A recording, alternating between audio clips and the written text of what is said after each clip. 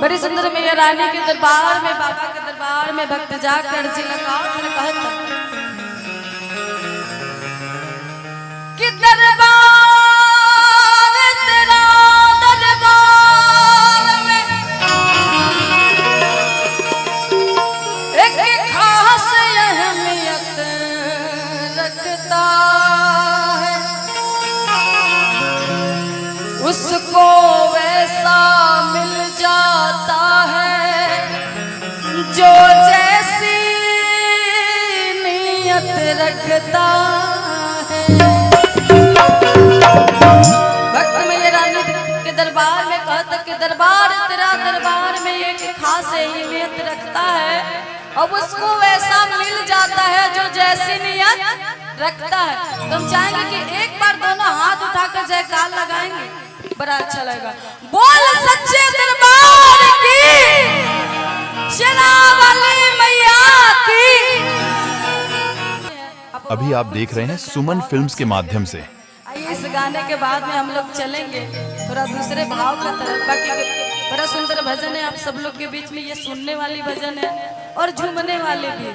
तो हम कहना यही चाहेंगे कि जिनको अच्छा लगेगा थोड़ा थोड़ा ताली बजाकर सब लोग प्यार आशीर्वाद देंगे। और कहना क्या है कि धोवत धोवत तोहरे मंदिरिया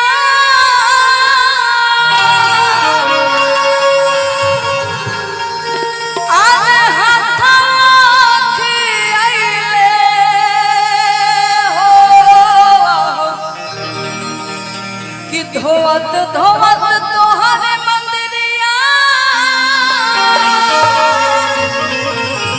आरे हाथा खियाइले हो तब नहीं काहे मैया, तब नहीं काहे मैया दया तोहरा आइले हो तब नहीं काहे मैया दया तोहरा आइले हो तब नहीं काहे